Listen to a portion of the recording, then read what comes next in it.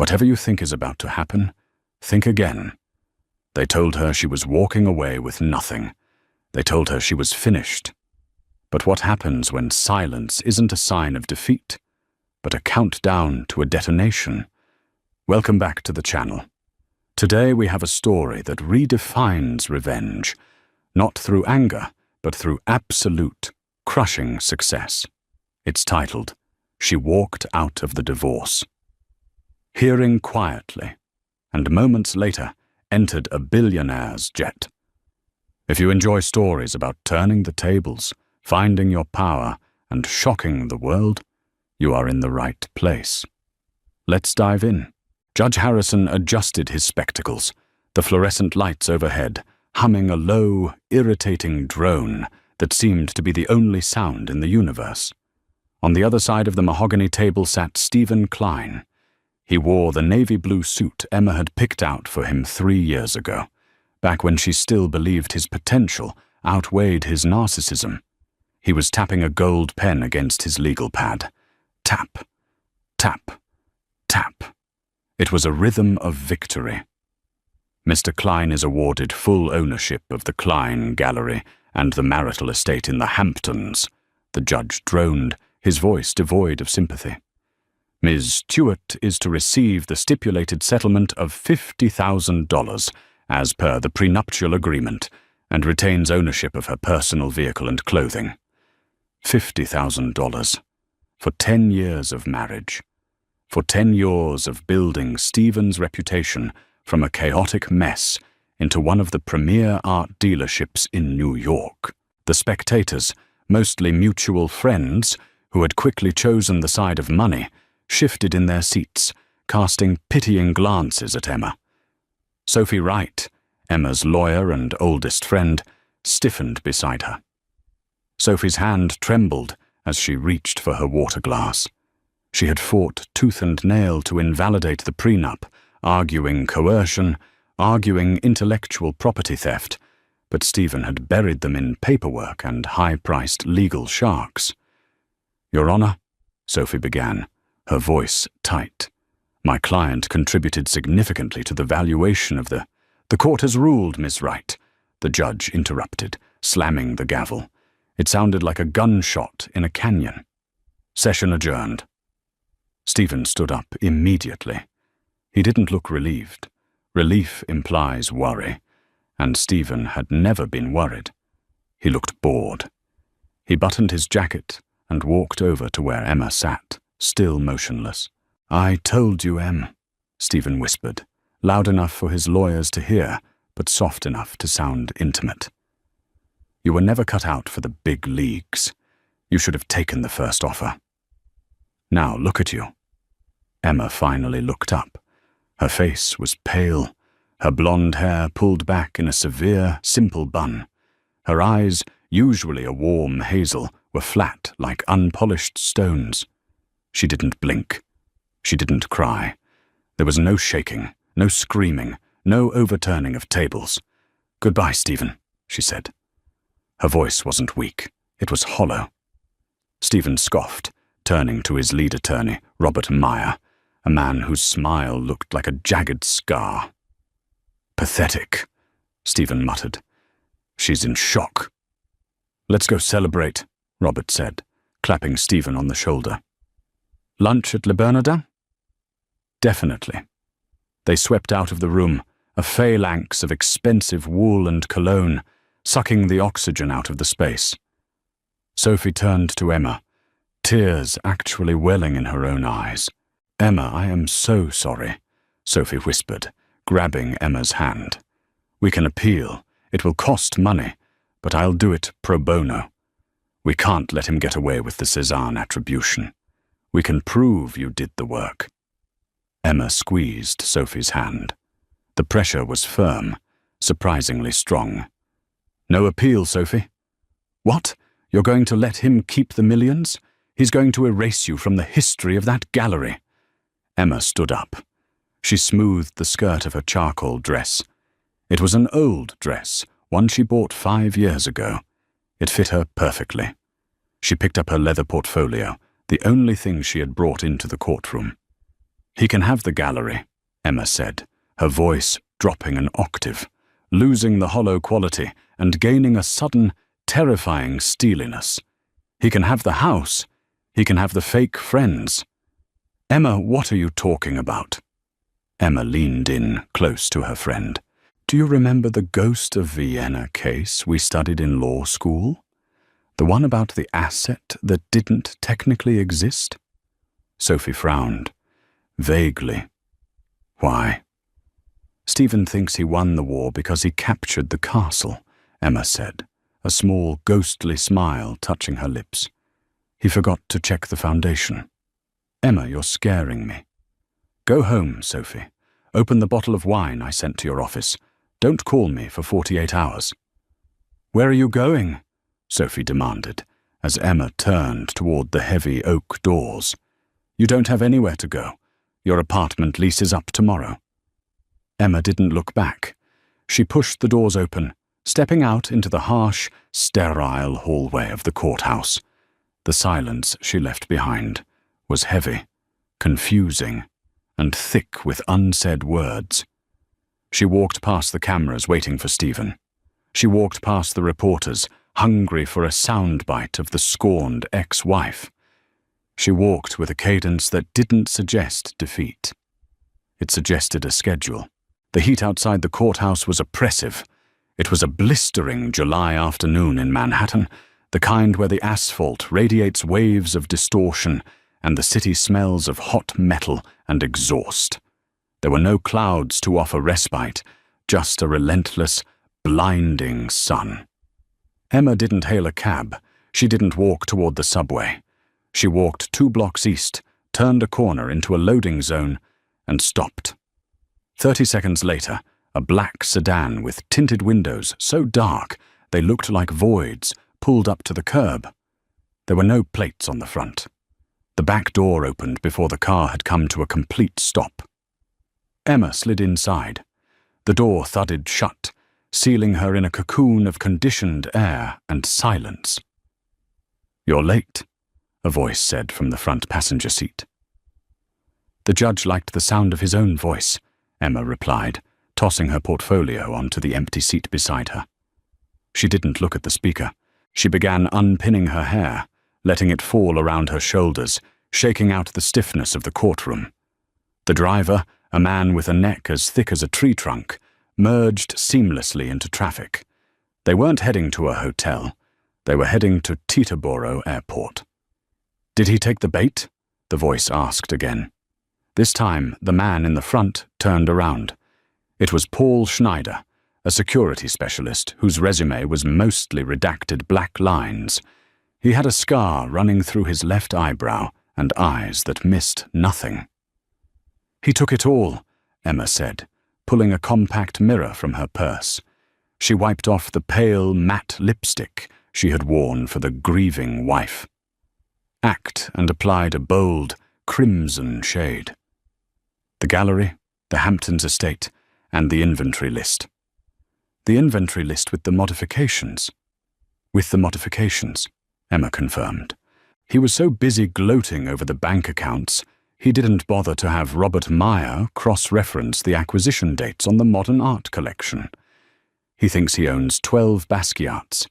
He owns 12 very expensive receipts for paintings that are currently sitting in a storage facility in Zurich, under a shell company he has no access to. Paul chuckled, a dry sound. Mr. Fisher will be pleased. Mr. Fisher better be ready, Emma said, snapping the compact shut. I just officially made myself homeless for this. The drive to Teterboro was a blur. Emma watched the skyline recede. That city had chewed her up.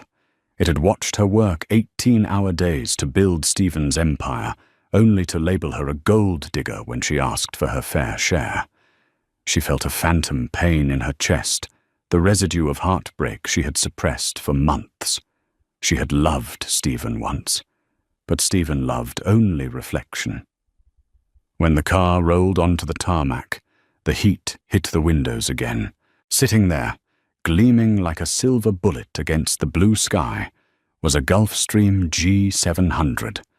The engines were already spooling, a high-pitched whine that vibrated in Emma's teeth. Standing at the bottom of the stairs was Adam Fisher.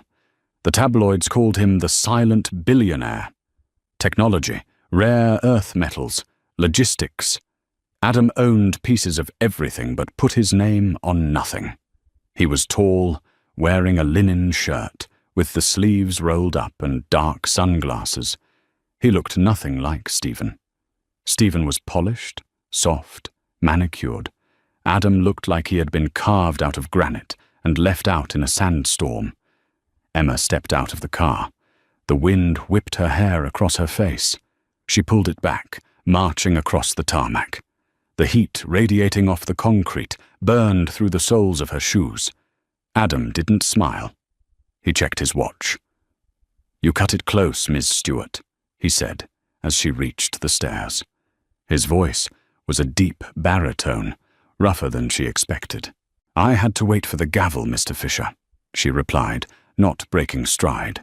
She walked right past him and up the stairs. "Unless you wanted your new lead consultant to be arrested for contempt of court before we even took off." Adam turned, watching her ascend. A flicker of amusement appeared behind his sunglasses. He followed her up. Inside, the jet was a palace of cream leather and walnut wood. But the tables weren't covered in champagne and caviar. They were covered in schematics, satellite photos, and financial dossiers. This wasn't a pleasure cruise. It was a war room. Emma sat in one of the captain's chairs, throwing her bag down. She looked at Adam as the door sealed shut, cutting off the noise of the outside world. "Destination?" she asked. "Monaco," Adam said, taking the seat opposite her. "The gala is in 48 hours, and according to my sources, the item Stephen thinks he's selling doesn't exist. But the buyer is very real and very dangerous. And that's why you hired me," Emma said, her eyes locking with his. "Because I'm the only one who knows how Stephen cooks his books." "No," Adam corrected her. He leaned forward, pouring a glass of sparkling water and sliding it toward her. "I hired you because you're the only one who can spot a forgery painted by the master forger, known as the architect. Because you're the one who taught him." Emma went still. The air in the cabin shifted. "I didn't teach him," she said softly. "I caught him. There's a difference." "We'll see," Adam said. The plane lurched forward, gaining speed. "Welcome to the team, Emma. Try not to die." The G700 climbed rapidly, piercing the atmosphere until the sky turned a bruised purple. Emma stared out the window, watching the East Coast vanish. She should have felt fear. She was flying to a foreign country with a man she barely knew to intercept a deal involving dangerous criminals days after ending her marriage. Instead, she felt the first deep breath she had taken in years. "Comfortable?" Emma turned. Adam had removed his sunglasses. His eyes were a startling, piercing grey. He was studying a tablet, but his attention was clearly on her. "I've been sleeping on a pull-out couch in my lawyer's office for 3 months to avoid giving Stephen the satisfaction of seeing me struggle," Emma said. "This is fine." "Stephen Klein," Adam mused, swiping on the screen. "A man who thinks Provenance is a town in France. How did you stay with him for 10 years? Emma picked up the glass of water. "It didn't start that way. He was charming, passionate, and I was a 22-year-old art history grad student with a mountain of debt and a talent for seeing details no one else saw. He gave me a canvas to work on. I built the back end of the gallery. I created the authentication protocols. I made him legitimate." "And then he started taking shortcuts," Adam finished. "Then he met Robert Meyer," Emma corrected. "Meyer isn't just a lawyer. He's a fixer for the grey market. He introduced Stephen to private buyers who didn't care where the art came from, as long as it looked good on their walls. Stephen got addicted to the easy money. I tried to stop it. He isolated me, gaslit me, told everyone I was unstable, jealous of his success. And the forgery? Adam asked. The architect? Emma hesitated. This was the dangerous part. This was the secret that could send her to prison if she wasn't careful. 5 years ago, a Vermeer appeared on the market. The concert at twilight. Stephen bought it for $4 million, sold it for 20. I authenticated it. I staked my professional reputation on it. And 6 months ago, I found a receipt for chemical pigments that didn't exist in the 17th century. It was hidden in Stephen's private ledger. The painting was a fake, a perfect, impossible fake. The brush strokes, the cracking pattern, the lead tin yellow. It was masterful. The only person capable of that level of deception is a ghost. Intelligence agencies call him the architect, because he builds the history of the painting before he paints it. Adam nodded slowly. And now, Stephen is about to sell another discovery, a lost Da Vinci sketch, the Weeping Saint. It's going to be fake, Emma said with certainty. Stephen is desperate for cash. He over-leveraged the gallery to buy out his competitors. He needs a $50 million injection. He's commissioned the architect again. Here is the problem, Adam said, standing up and walking to a large monitor on the bulkhead. He tapped a key, and an image appeared. It was a rugged, terrifying man with a shaved head and a tailored suit. This is Viktor Volkov, Russian energy oligarch. He is the buyer. If he finds out he bought a fake, he won't sue Stephen. He'll kill him, Emma whispered.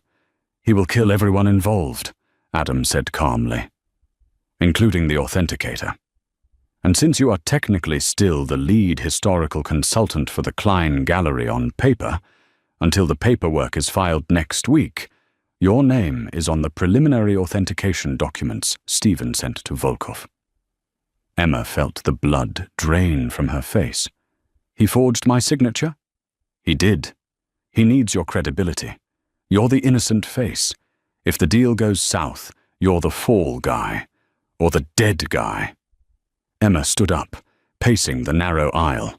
The rage she had suppressed in the courtroom flared up, hot and bright. Stephen wasn't just stealing her money. He was spending her life. So what is the plan? She asked, turning to Adam. We go to Monaco, storm the auction, and shout, fake? No, Volkov would shoot us for embarrassing him. We have to prove it to Volkov before the money changes hands. But we have to do it in a way that leaves him a way to save face. Adam paused, a ruthless smile touching his lips. And we need to steal the fake. Steal it? If Stephen doesn't have the painting, he can't sell it. He breaches contract. The deal collapses. He owes Volkov a penalty he can't pay. Stephen is ruined. You are safe. And you?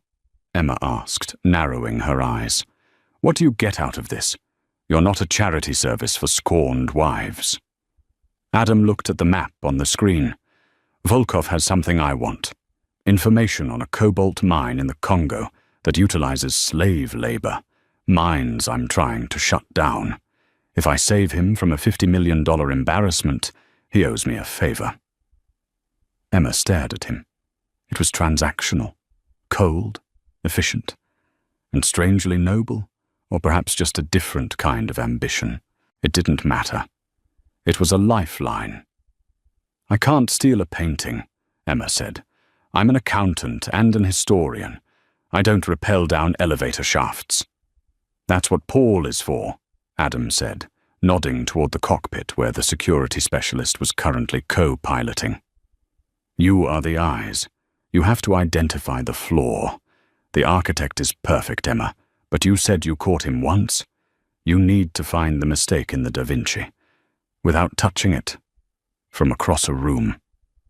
There's always a mistake, Emma murmured, her mind already racing through Leonardo's drafting techniques, the silver point oxidation, the paper grain. Hubris. The better the forger, the more they want to leave a signature. A tiny, invisible middle finger to the experts. "Find it," Adam said. "We land in Nice in 6 hours. From there, we take a helicopter to Monaco. You need a wardrobe change. You look like a defendant." "I look like a woman who just lost everything," Emma corrected him. "Good," Adam said softly. "Keep that look. It makes you invisible. And right now, invisibility is your greatest weapon." Emma sat back down. She looked at her reflection in the dark window. The woman staring back wasn't the broken wife from the courtroom. She was a hunter. "One question," Emma asked. "How did you know about the divorce hearing? The timing? The specific exit door?" Adam didn't look up from his files. "I've been watching the Klein Gallery for a year. I knew the moment you stopped signing the quarterly reports. I knew the moment the quality of the acquisitions dropped. I knew you were the magic. Stephen Klein is just the magician's assistant." Emma felt a flush of heat that had nothing to do with the temperature. For 10 years, she had screamed to be heard. This stranger had heard her silence. "Let's get to work," Emma said, opening her portfolio. "If we're going to take down my husband, we need to talk about the paper trail." Adam smiled. It was genuine this time. Music to my ears. The helicopter ride from Nice to Monaco was a blur of azure water and jagged coastlines. But the destination had changed. A mid-air call from Paul Schneider had rerouted them. The auction wasn't in Monaco. That was a decoy. The real exchange was happening in Vienna, in the private vault of the Palais Festel.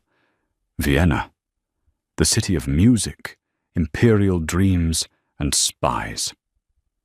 They touched down on a private strip just outside the city limits as dusk began to bleed into the sky. The air here was cooler than New York, crisp and smelling of pine and old stone. "Stephen is paranoid," Adam said, as they transferred into a waiting armored Mercedes. Moving the location at the last minute means he knows someone is watching, or Meyer is getting nervous. Emma adjusted the collar of the coat Adam's team had procured for her. It was a striking, midnight blue trench coat made of cashmere, belted tight at the waist. Underneath, she wore a sleek black evening gown. She looked every inch the European heiress, distinct from the frantic New Yorker she had been hours ago. "Meyer doesn't get nervous," Emma said, staring at the passing Baroque architecture. "He gets aggressive. If they moved to Vienna, it's because Meyer has a judge here in his pocket, or a vault he trusts." "We have 3 hours until the viewing," Paul Schneider said from the front seat. He was checking a Glock 19, sliding it into a holster beneath his jacket. "Mr. Stewart, your ID for the evening is Countess Elena Varga, Hungarian nobility, reclusive collector. You have an appointment to view the Da Vinci sketch privately before Volkov arrives." "And Stephen?" Emma asked. "He won't be at the viewing. He's at the Hotel Sasha, likely drinking champagne. He'll arrive for the signing at midnight. You have a 30-minute window to inspect the piece." Emma's hands were cold. "If the curator asks me about my lineage, you tell him you find the past tedious and prefer to focus on the future of your collection," Adam coached her. He was sitting close to her, his presence a solid wall of calm. "Arrogance is the best disguise for ignorance. Act like you own the building, and they won't ask for your ticket." They arrived at the Palais Festel. It was an Italianate palace, imposing and dripping with history. Adam stayed in the car. "I'm a known face," he said. "If I walk in, alarms go off. This is you, Emma. Paul will be your security detail." Emma stepped out. The wind caught the hem of her coat. She took a breath, channeling every ounce of frustration, betrayal, and intelligence she possessed. She wasn't Emma Stewart, the discarded wife. She was Elena Varga, and she could buy and sell Stephen Klein 10 times over. She walked up the marble steps, her heels clicking a sharp rhythm. The guards at the heavy wooden doors stopped her. Paul stepped forward, flashing a black card and muttering something in German. The guard stepped back instantly. Inside, the vault viewing room was like a cathedral. High ceilings, velvet ropes, and in the center, bathed in a spotlight designed to mimic natural daylight, was the easel. There it was, the weeping saint. Emma approached it, her heart hammered against her ribs. It was a sketch on yellowed parchment, done in silver point.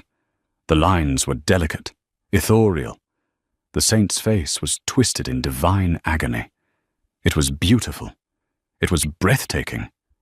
And it was terrifyingly convincing. "Countess," a voice oiled with false charm echoed. A thin man with wire-rimmed glasses emerged from the shadows. "I am Herr Schmidt. We weren't expecting a viewing so late." "Money doesn't sleep, Herr Schmidt," Emma said, her voice dropping to a bored drawl. She didn't look at him. She stared at the sketch. "My advisor told me this piece was significant. I am unconvinced." "Unconvinced?" Schmidt looked offended. "This is a Leonardo. The provenance—" "Paperwork is for lawyers," Emma cut him off. She stepped closer, violating the standard distance. Schmidt twitched but didn't stop her. Emma narrowed her eyes. She needed to find the flaw. She scanned the hatching. Leonardo was left-handed. His hatching always went from top left to bottom right. The forger knew this. The lines were perfect. She looked at the paper. It had the correct water stains for a sheet stored in a damp Milanese basement for centuries. It was too good. "The architect," she thought. "Where are you?" She leaned in, pretending to inspect the frame. Then she saw it. Not in the drawing, but in the degradation. There was a tiny wormhole in the bottom corner of the paper, common in old manuscripts. But the ink of the signature, a faint L, crossed over the edge of the hole. If the ink was 500 years old, it would have soaked into the fibers inside the hole if the hole existed then. If the hole came after the ink, the line would be interrupted. But the ink line didn't bleed into the hole's crevice. It sat perfectly on top of the microscopic ridge, meaning the hole was there before the drawing was made. The paper was real. It was old, but the drawing was applied recently, carefully navigating the existing damage of the paper. It was a fake.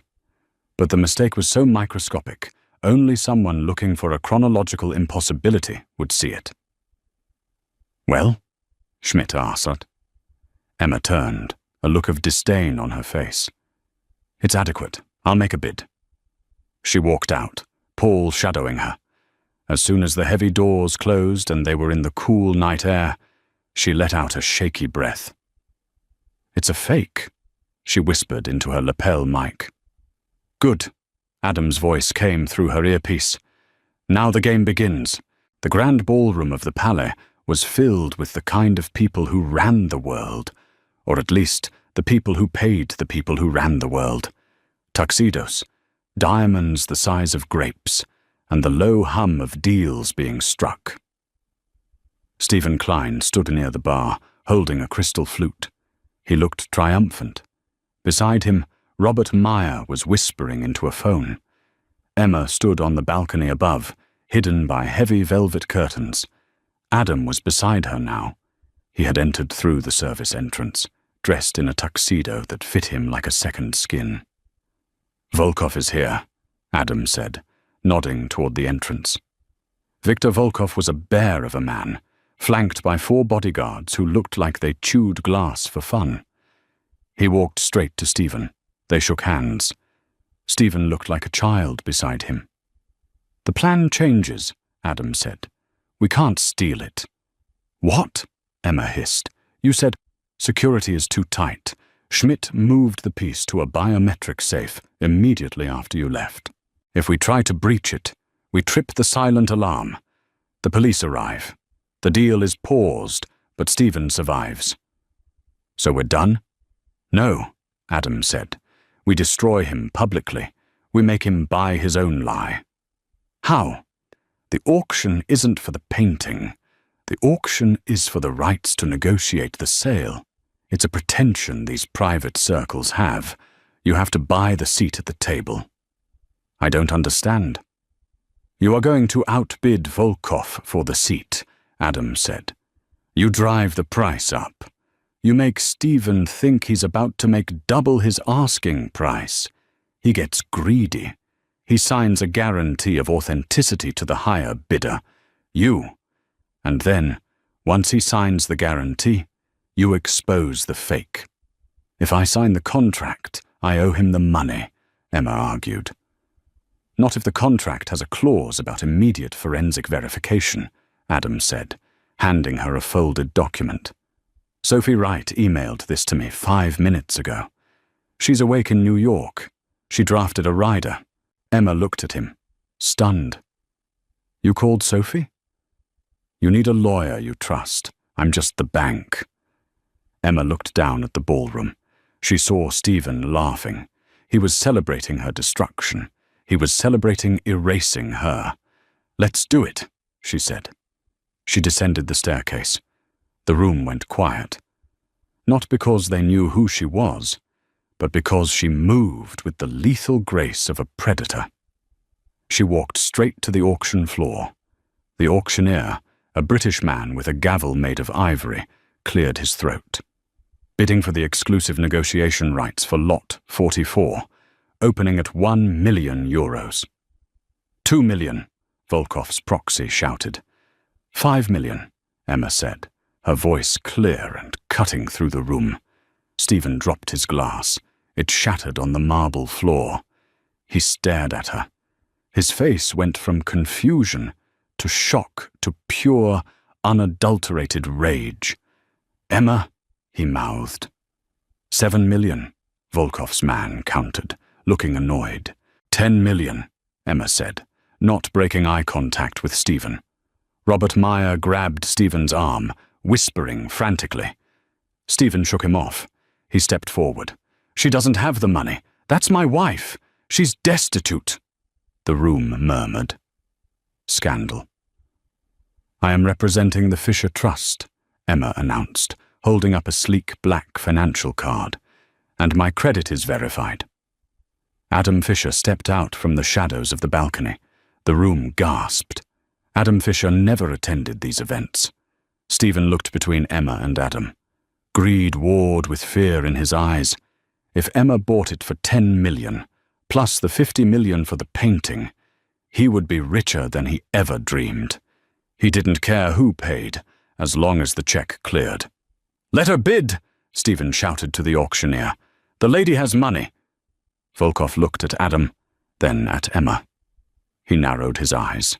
He recognized a trap, but he didn't know who it was for. He signaled his man to stand down. Sold, the auctioneer yelled, to the representative of the Fisher Trust for 10 million euros. Stephen practically ran to the table where the contracts were laid out. Emma met him there. You're sleeping with him? Stephen hissed, sweat beading on his forehead. That's how you're doing this. I took everything from you, Em. You're nothing. Sign the guarantee, Stephen, Emma said, sliding the paper toward him. Full liability. Personal assets attached. If the painting is real, you get your 60 million total. If it's not, it's real, Stephen sneered, signing his name with a flourish. I have the experts. I have the history. You're just a bitter ex-wife trying to spend her boyfriend's money. He signed. Done, Stephen grinned. Transfer the funds. 1 moment, Emma said. She pulled a jeweler's loop from her clutch. Clause 4, subsection B. Immediate inspection. She walked to the painting, which had been brought out on the stage. The room was silent. Stephen rolled his eyes. Oh, give it a rest, Emma. You're an accountant, not a... The ink crosses the wormhole, Emma's voice rang out. She didn't shout. She didn't need to. She pointed to the corner. This paper is from 1490. This wormhole occurred approximately 200 years ago, judging by the edge oxidation. The ink line of the signature rides over the hole. It defies gravity. It defies time. It was painted roughly 3 weeks ago. She turned to the crowd. It's a forgery. The silence in the room was absolute. Then a low rumble began. Stephen's face went white. "You lie! She's lying! She's trying to sabotage me!" Volkov stepped forward. He walked up to the painting, looked at the spot Emma pointed to, and then looked at Stephen. "Mr. Klein," Volkov said, his voice like grinding stones. "Explain." Pandemonium erupted. Security guards moved in. Robert Meyer was already backing toward the exit, his phone to his ear, abandoning his client. Stephen was sputtering, backing away from Volkov. "I didn't know! I swear! I bought it from a dealer in—" "You authenticated it," Emma said, stepping down from the stage. She stood toe-to-toe with him. "You signed the guarantee. You put your personal assets up as collateral. The gallery, the Hamptons house, your accounts. You set me up!" Stephen screamed. "I just read the fine print," Emma said coldly, "something you never bothered to do." "Miss Stewart," Volkov said, turning to her, "you have saved me 50 million euros. "Consider it a gift," Adam said, appearing at Emma's side, "in exchange for a conversation about the Congo mines." Volkov looked at Adam, then nodded once. A respect between sharks. "We will talk." Volkov turned back to Stephen. "You, however, have wasted my time, and you tried to cheat me." "I'll pay you," Stephen pleaded. "I have assets." "Not anymore." Sophie Wright's voice came through the speakerphone of the tablet Emma was holding. "According to the contract you just signed, the penalty for a proven forgery is forfeiture of the collateral to the buyer of the option. That's the Fisher Trust." Stephen looked at Emma. The realization hit him. He hadn't just lost the deal. He had lost everything he had taken from her in the divorce. The Fisher Trust now owned his debt, his house, and his gallery. "Emma," Stephen whispered, tears streaming down his face. "Please don't do this." Emma looked at the man she had wasted a decade on. She waited for the satisfaction, the joy of revenge. But all she felt was exhaustion and a strange lightness. "I didn't do this, Stephen," she said quietly. "You did. You walked into the jet engine because you were too busy looking at your reflection in the fan blades." She turned to leave. "Ms. Stewart," Paul Schneider barked. The warning came too late. Robert Meyer hadn't left. He had signaled his own security. The lights in the ballroom cut out. Darkness swallowed the room. "Grab the girl!" Meyer's voice echoed in the dark. "She knows the architect's codes." A hand clamped over Emma's mouth. She was dragged backward, her heels scraping against the floor. She kicked out, connecting with a shin, but the grip was iron. "Adam!" She tried to scream, but the sound was muffled. "Hold fire!" Paul shouted somewhere to her left. "Too many civilians!" Emma felt cold air. She was being dragged out a side exit into the alleyway behind the palais. The door slammed shut behind them. 3 men. Meyer was there, holding a gun. "Smart girl," Meyer spat. "Too smart. You figured out the wormhole. That means you know the architect's signature." "I don't know who he is," Emma gasped, her back against the brick wall. "You don't get it," Meyer smiled, raising the weapon. "Stephen was the patsy. The architect isn't just a painter. He's a printer for the syndicate. And you just exposed our operation to Volkov and Fisher. You're a loose end." Emma looked around. No exit. Adam was inside. She was alone. Or so she thought. A shadow detached itself from the roof of the building. It dropped silently behind Meyer. It wasn't Adam. It wasn't Paul. It was a woman in a black tactical suit. She moved with a speed that blurred in the dim streetlights. A crack of bone, a sweep of a leg. Meyer's gun clattered to the cobbles. The two thugs lunged. The woman dispatched them with two efficient, brutal strikes to the throat. They dropped. Maya groaned on the ground, holding his broken wrist. The woman stood up and turned to Emma. She pulled off her mask. It was Hannah Lewis, Emma's old college roommate, the one who had dropped out to join the Peace Corps. Or so Emma thought. "Hannah," Emma breathed. "Hey, Em." Hannah grinned, adjusting her gloves. "Sophie called me, said you were getting into trouble. Figured you could use some backup." You're a spy?" "Interpol, Art Crimes Division." Hannah winked. "We've been tracking Maya for 2 years. You just gave us the probable cause to arrest him. Thanks for that." The door to the Palais burst open. Adam and Paul rushed out, weapons drawn.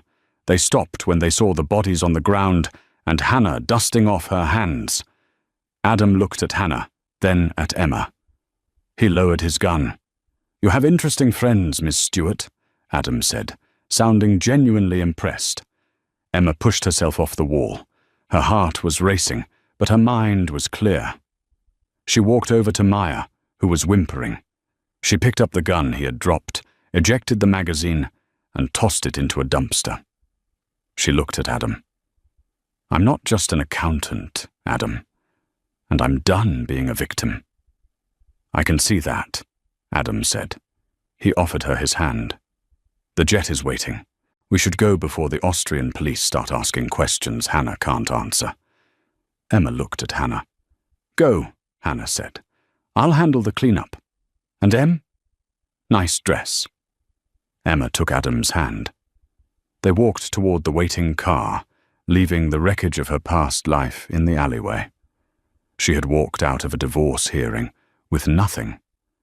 Now she was walking away with $1 billion secret, a new ally, and the realization that she was far more dangerous than anyone gave her credit for. But the night wasn't over, and Adam Fisher still had secrets of his own. The Gulfstream G700 cut through the night sky like a silent silver needle, leaving the chaos of Vienna thousands of feet below. Inside the cabin, the air was pressurized, cool, and smelled faintly of expensive leather and the lingering metallic scent of adrenaline. Emma Stewart sat in one of the cream-colored captain's chairs, staring out into the abyss of the stratosphere. She had changed out of the damp, magnificent gown she had worn to destroy her husband and into a soft cashmere sweater and slacks that Adam kept on board for unplanned contingencies. Her hands, resting on her lap, were trembling. Not a violent shake, but a subtle, high-frequency vibration that she couldn't seem to stop. On the small walnut table beside her sat a glass of amber scotch. The ice had melted hours ago. "You haven't touched your drink," Adam's voice broke the silence. Emma didn't turn. She watched her own reflection in the dark porthole. The woman staring back looked older than she had 24 hours ago. Her eyes were harder, stripped of the naive hope that had defined her marriage. "I'm waiting for the shaking to stop," Emma said, her voice raspy. "I've never seen a man's arm broken before. I've never held a gun, even if I didn't fire it. My body thinks we're still in that alleyway." Adam walked into her field of vision. He wasn't wearing his jacket anymore. His sleeves were rolled up, revealing forearms that were tense with muscle. He looked tired, the lines around his eyes etched deeper by the night's events. He didn't sit opposite her. Instead, he leaned against the bulkhead, keeping a respectful distance, as if he knew she was a compressed spring ready to snap. "It's the crash," Adam said quietly. "Cortisol dump. It will pass. You did well, Emma. Better than well." "Stephen is in a cell," Emma murmured, testing the reality of the words. "Robert Meyer is in Interpol custody. The gallery is closed." "You won." "Did I?" Emma turned her head slowly to look at him. Her hazel eyes were piercing. "I feel a pit in my stomach, Adam. A hollow, sick feeling. Because none of this was an accident, was it? Stephen crumbling, Maya getting sloppy, the timing of the police. It felt scripted. Adam took a sip of his own drink, holding her gaze. He didn't flinch. Chaos favors the prepared. You were prepared. Don't give me aphorisms, Emma snapped, the sudden flash of anger surprising her. She sat up straighter, the trembling in her hands replaced by a surge of heat. You knew Hannah Lewis was Interpol. You didn't look surprised in the alley when she dropped from the roof. You didn't even reach for your weapon until she had already cleared the threats. Adam paused. He swirled the liquid in his glass, considering his next words carefully. I suspected, he admitted. When you enter my world, Emma, the world of high-stakes asset recovery and geopolitical leverage, you vet everyone. I knew Hannah Lewis wasn't digging wells in Sudan. Her travel patterns matched Interpol Art Crimes Division deployments. I knew she was in Vienna. I banked on the fact that if things went kinetic, she would intervene to protect her asset. Her asset? Emma let out a sharp, incredulous laugh. Is that what I was? An asset? You used me as bait.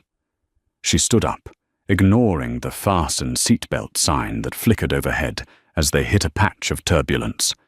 The cabin lurched, but she kept her balance, fueled by indignation. You sent me into a room with a Russian oligarch and a cornered, desperate man, she accused, stepping closer to him. You wanted Maya to attack me. You wanted him to make a move so Hannah would be forced to reveal herself and make the arrest. You gambled with my life to close your case. I ensured you had the best protection in the world, Adam countered, his voice remaining calm, which only infuriated her more. Paul was 5 seconds behind her. I was 10 seconds behind him. I had a sniper on the roof of the opera house across the street. I would never have let you get hurt. You don't get to decide that, Emma shouted, the sound ringing in the quiet cabin. I am not a pawn on your chessboard, Adam. I just spent 10 years being a prop for a man's ego. I was the trophy wife who balanced the books. I was the silent partner who made the art dealer look legitimate. I walked out of that courtroom to escape being used. I won't trade one manipulator for another, just because he has a private jet and a better vocabulary. Adam set his glass down on a side table with a sharp clink. The calm veneer cracked, just for a second, revealing a flash of intensity that bordered on desperation. He walked over to her, stopping inches away. You think this was about manipulation? Adam asked, his voice low and rough. Emma, look at the data. I have access to the best forensic accountants in the world. I have ex-Mossad spies on my payroll. I could have hired anyone to walk into that vault. Then why me? Emma challenged. Because they don't see what you see, Adam said, gesturing vaguely towards the portfolio she had carried. I watched you for a year. Not just the gallery. I watched you. I watched you spot the fake Basquiat at the Met Gala when the curator missed it. I saw you realize the provenance on the Klein collection was fabricated 3 months before the divorce filing. You have a gift. You see the flaws in the architecture of lies. I didn't hire you because you were Stephen's wife. I hired you because you were the only person capable of beating the architect. Emma stared at him, her chest heaving. The compliment disarmed her, but the anger still simmered. And the bait? The alleyway? A calculated risk, Adam conceded, his shoulders dropping slightly. And perhaps I pushed too hard. I am used to working with soldiers, Emma. People who sign up for the crossfire. I forgot that, until yesterday, your biggest battlefield was a charity auction. For that, I apologize. The apology hung in the air, heavy and rare. Emma studied his face. He looked genuinely regretful. It was the first time she had seen him unsure of himself. "I'm not a soldier," Emma said softly, sitting back down on the edge of the chair. "But I'm not a civilian anymore either. I held a gun, Adam, and when Maya was on the ground, I didn't feel fear. I felt clarity." Adam nodded slowly. "The clarity of action. It's addictive." "So what now?" Emma asked, looking around the luxurious cabin that felt like a gilded cage. "We land in New York. I own a gallery I don't want. I have a reputation that's currently being shredded by the tabloids, and I have $50 million of your money in a trust." "The money is yours," Adam said. "Consulting fee, plus a bonus for securing the cobalt conversation with Volkov. That mine closure in the Congo will save thousands of lives. That is worth more to me than a few Da Vincis." "I can't just take $50 million, Adam." "Then earn it," Adam said. He walked over to a secure cabinet and punched in a code. The door hissed open. He pulled out a thick file folder and dropped it on the table between them. "What is this?" "The future," Adam said. "I'm opening a new division, forensic asset recovery. We don't just find stolen art. We track the money laundering networks that the art funds, terrorist financing, cartel movements, oligarch sanctions evasion. It's all hidden in the brush strokes. I need someone to run it." Emma opened the file. It was a list of names, high-profile collectors, museums, banks, and next to them, anomalies, dates that didn't match, insurances, policies that made no sense. It was a map of a hidden world she had only glimpsed. "You want to hire me," Emma said, tracing a name on the list. "I want to partner with you," Adam corrected. 50-50. My resources, your brain. We clean up the market. We hunt the fakes. We take down the bad guys. And we start with the man who made this all possible." "The architect," Emma whispered. "Maya said you knew the codes," Adam said. He was scared. But he was right about one thing. The architect knows you exposed him. You spotted the wormhole. You are the only person who has ever beaten him. He will take that personally." "Is that a threat?" "It's a reality," Adam said. "You can go back to New York, sell the gallery, move to Connecticut, and hope he forgets. Or you can stay in the game. You can use your gift to burn his network to the ground." Emma looked at the man who had pulled her from the wreckage of her life. He was dangerous, yes. But he offered her something Stephen never had: respect and agency. She looked down at her hands. They had stopped trembling. "I need time," Emma said, closing the folder. "I need to bury Stephen's legacy first. I need to close the gallery properly." "We land in 2 hours," Adam replied, sensing the shift in her. He didn't push further. "Take a nap. There is a bedroom in the back. You look like you've been through a war." "I have," Emma whispered. She stood up, taking the file with her. "Adam?" "Yes?" "Next time," she said, pausing at the door to the rear cabin. "If you use me as bait, you tell me. I might have had a better plan." Adam smiled, a genuine, tired expression that reached his eyes. "Noted, partner." New York City looked different from the back of Adam's limousine. It didn't look like a prison anymore. It looked like a menu. They pulled up to the Klein Gallery in Chelsea. It was dark. Police tape was crisscrossed over the doors, a precaution until the asset transfer was finalized. Emma got out. She had the keys, the legal ones. "Do you want me to come in?" Adam asked from the car. "No," Emma said. "I need to do this alone." She unlocked the door and stepped into the smell of turpentine and expensive perfume.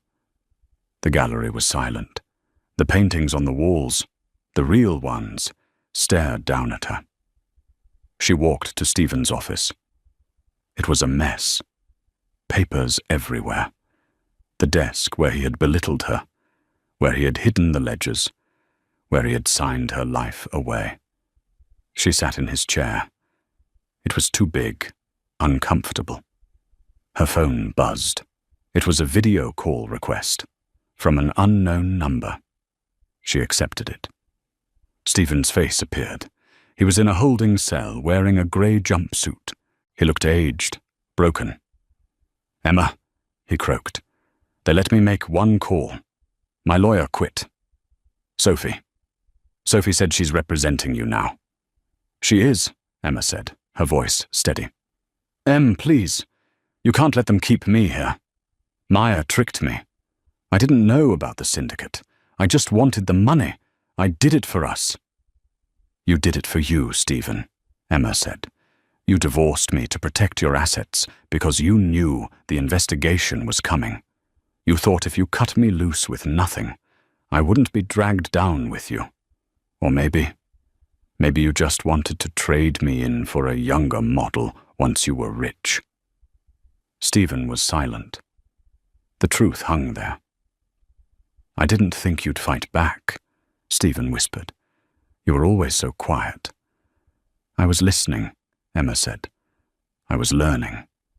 Help me, Em. Please, I have nothing." Emma looked at the man she had loved. She felt a twinge of pity, sharp and brief. "I can't get you out of prison, Stephen. You committed fraud. But," she paused, "I won't burn the gallery. I'm turning it into a foundation for artists who have been exploited. Your name comes off the door tomorrow. It will be the Stewart Foundation." "You're erasing me," Stephen sobbed. "No," Emma said, reaching to end the call. "I'm just correcting the provenance." She tapped the red button. The screen went black. She opened the bottom drawer of the desk. There, hidden under a false bottom, a hiding spot she had watched Stephen use for years, was a small black notebook. She opened it. It was full of sketches, formulas, chemical compositions for pigments. It wasn't Stephen's handwriting.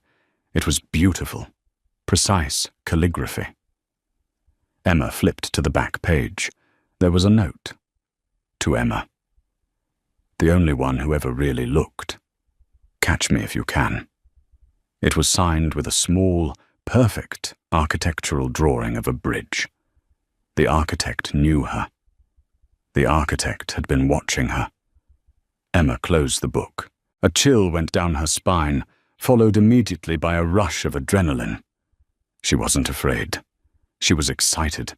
2 days later, Emma stood on the tarmac at Teterboro again. The sun was shining, but the heat was less oppressive. A cool breeze was coming off the Hudson. Adam stood by the stairs of the G700. "So?" he asked. "The contract is drawn up. The office is ready. London, Tokyo, New York, wherever you want to be." Emma wore a white suit, sharp and tailored. She looked like a CEO. She looked like a predator. "I accept," Emma said. "But on my terms. Name them.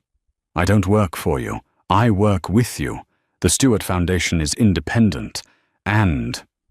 She pulled the black notebook from her bag. "We hunt the architect first." Adam looked at the notebook. His eyes widened slightly. "You found his ledger."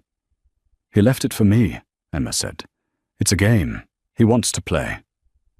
"And you want to play?" "I've spent 10 years watching paint dry," Emma smiled. It was a dangerous smile. "I'm ready for a little action." "Then let's go," Adam said, gesturing to the plane. "He was spotted in Singapore this morning." Emma walked up the stairs. She didn't look back at the skyline. She didn't look back at the courthouse where she had walked out with nothing but a portfolio and a broken heart. She thought about the woman who had walked into that hearing, quiet, diminished, afraid. That woman was gone. She sat in the captain's chair. Paul Schneider was already in the cockpit. Hannah Lewis was sitting in the back, cleaning a very large, very illegal-looking rifle. "Ready, boss?" Hannah called out. "Ready," Emma said. Adam sat opposite her. The engine spooled up. that familiar whine that sounded like freedom. "You know," Adam said, buckling his belt, "they're going to write books about you. The ex-wife who stole the world." "Let them write," Emma said, looking out the window as the ground fell away. "I'll edit the manuscript." The jet banked sharp right, heading east into the rising sun. Emma Stewart wasn't just a survivor. She was the author of her own story now. And she was just getting started. And that is how you handle a breakup. From a $50,000 settlement to running a global asset recovery firm and hunting elusive criminal masterminds. Emma Stewart proves that the best revenge isn't just living well. It's taking over the whole game. I hope you enjoyed this story of resilience, intellect, and absolute boss energy. If Emma's journey inspired you, or if you just loved seeing that arrogant ex-husband get what he deserved, please hit that like button. It really helps the channel. And don't forget to subscribe and ring the bell so you don't miss our next story. We have a thriller coming up next week about a lottery winner who fakes his own death. You won't want to miss it. Let me know in the comments. Would you have taken the deal with Adam? Or would you have started your own business alone? I'm curious to hear your thoughts. Until next time, keep walking forward, no matter who tries to stop you. Thanks for watching.